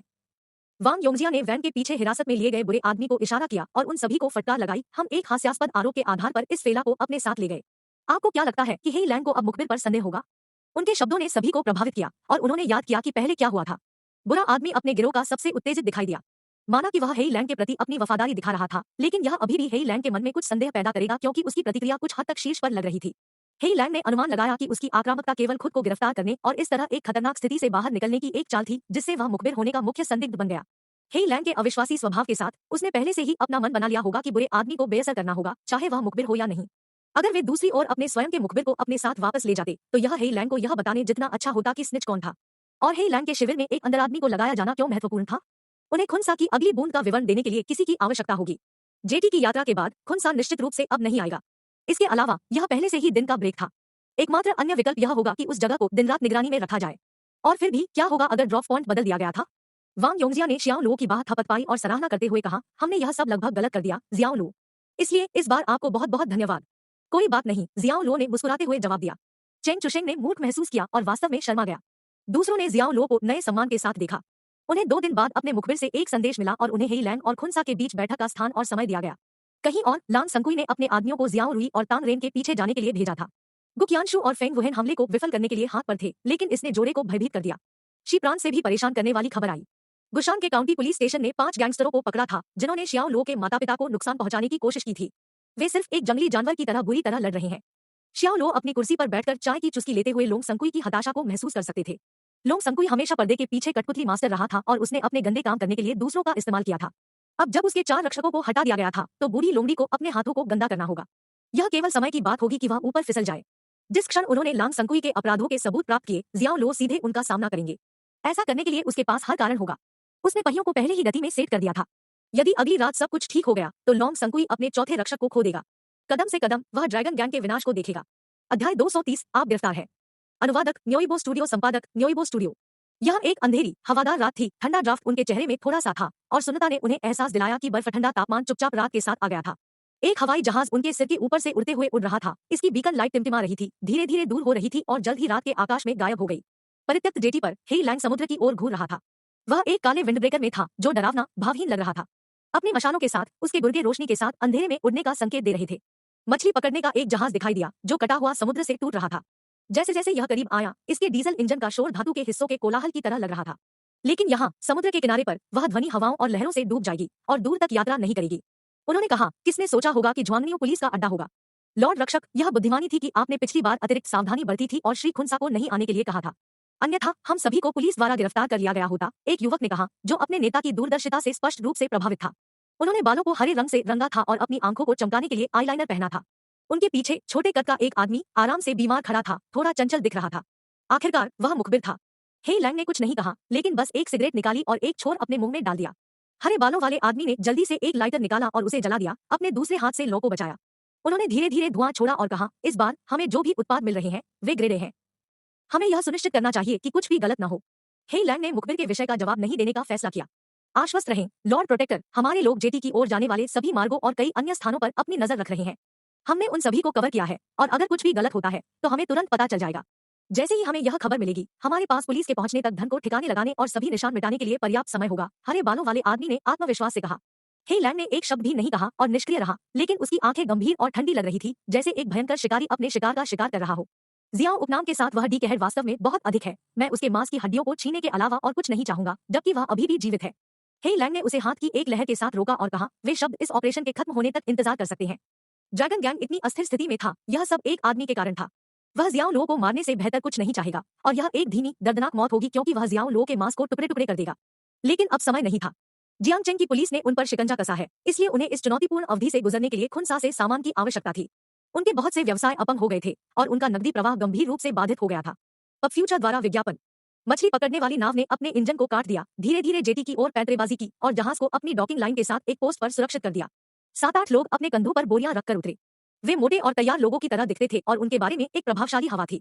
श्री हेई लैंग, हम आपके द्वारा ऑर्डर किए गए उत्पादों को वितरित कर रहे हैं। आदमी ने मंदारिन में हेई लैंग से बात की, लेकिन वह बहुत धारा प्रवाह नहीं था।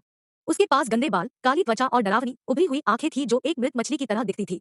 हेई लैंग ने मछली पकड़ने वाली नाव को देखा और पूछा, श्री खुनसा यहाँ नहीं है?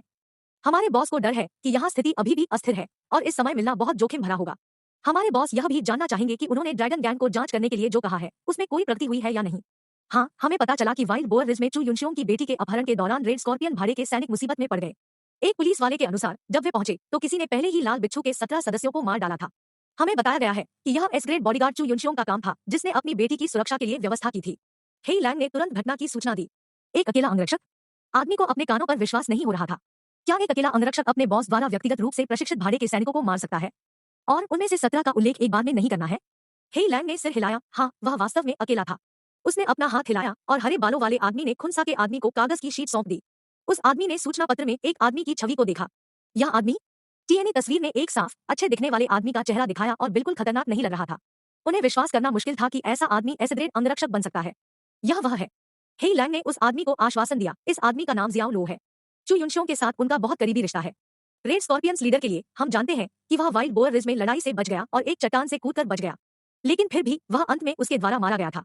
बेशक लेई हैंग के पास निर्णायक सबूत नहीं था कि जियाओ लो वह था जिसने रेड स्कॉर्पियन मर्केनरीज का सफाया कर दिया था, लेकिन उस मामले को बनाने के लिए पर्याप्त परिस्थितिजन्य सबूत थे। लेकिन इससे उसे कोई फर्क नहीं पड़ा क्योंकि जियो लो ड्रैगन गैंग के लिए एक महत्वपूर्ण खतरा था। शाओ लो को निशाना बनाने के लिए ब्लैकवाटर कंपनी और खुनसा को उकसाना ड्रैगन गैंग के हित में होगा।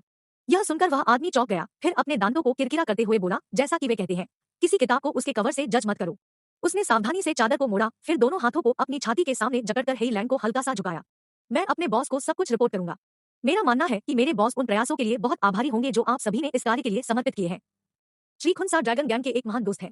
यह कम से कम हम एक दोस्त की मदद करने के लिए कर सकते हैं। हेई लैंग ने इशारा लौटाया और कहा। हरे बालों वाले आदमी ने एक भारी छाती को ऊपर खींच लिया। उन्होंने इसकी सामग्री दिखाने के लिए इसे खोला और यह लाल रंग के बिलों के ढेर से भरा था। पब फ्यूचर द्वारा विज्ञापन। आदमी के अधीनस्थों में से एक ने सामग्री देखी और फिर यह पुष्टि करने के लिए सिर हिलाया कि पैसा वहां था। दूसरे छोर पर हेई लैंग ने अपने आदमियों को बोरियों में उत्पाद की गुणवत्ता की जांच की और थोड़ी देर बाद उन्होंने उसे अंगूठे के साथ संकेत दिया। ठीक है श्री हेई लैंग, मैं आपको चारों ओर देखूंगा। मछली की आंखों वाले आदमी ने अपने हाथों को उसके सामने एक साथ जोड़ा और हेई लैंग को एक हल्का सा धनुष दिया।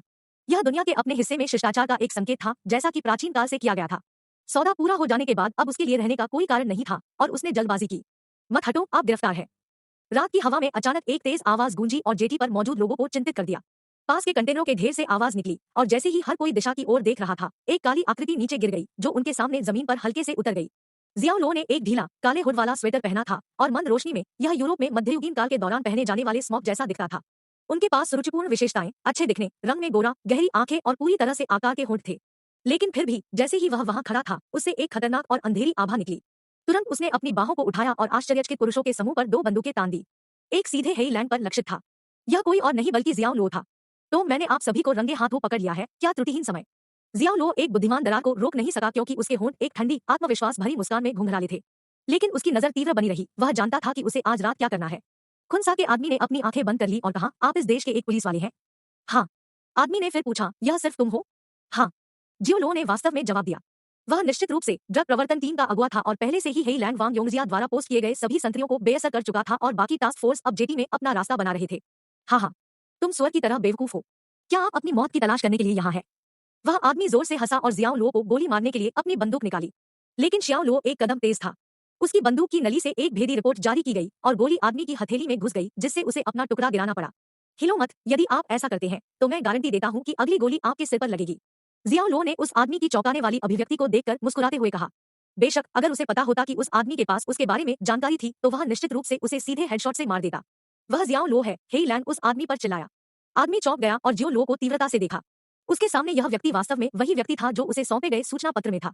अब वह किसी ऐसे व्यक्ति का सामना कर रहा था जिसने अकेले ही अच्छी तरह से प्रशिक्षित रेड स्कॉर्पियंस भाड़े के सैनिकों की मेजबानी को खत्म कर दिया था। उसकी अभिव्यक्ति बदल गई और वह जानता था कि वह एक बहुत ही खतरनाक विरोधी के खिलाफ जा रहा है।